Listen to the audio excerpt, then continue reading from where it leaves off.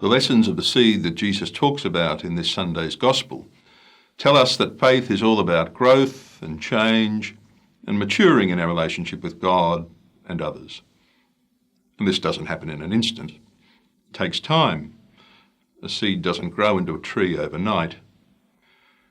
One of the great early teachers of the church, 4th century St. Cyril of Jerusalem, taught the newly baptized about how our growth into faith mirrors the growth of the seed.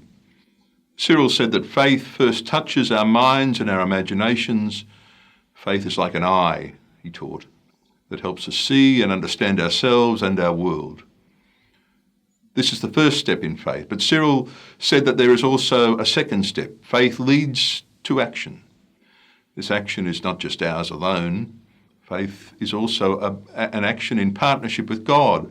God adds to our good deeds so that our Christian service produces more than we could ever achieve on our own. God value adds to our small daily acts of Christian living. In the words of St. Cyril, for just as a grain of mustard seed is of little bulk but of explosive energy, so too the faith present in a person's soul achieves the greatest things by the smallest of decisions. It is God who provides the explosive energy hidden in the seed of faith.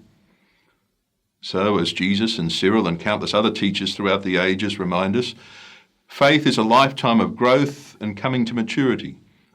The truth that Jesus teaches is that even a little faith goes a long way. Even the quietest daily yes to God can have, to repeat the words of St. Cyril, the most explosive possibilities. This is because faith is less about our yes to God and more about God's yes to us. It is God who plants the seed. It is God who makes it grow. It is God who produces the harvest. Our task is simply to nurture the seed that is already planted, and through our quiet yes to God and in gentle, patient hope, allow the rain and the sun and the nutrients of the soil of life to do their work on us.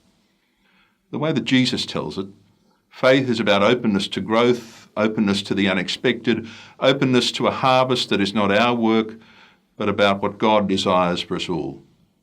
God's yes to us, already planted deep in our hearts, longs to hear even the quietest whispered yes from us.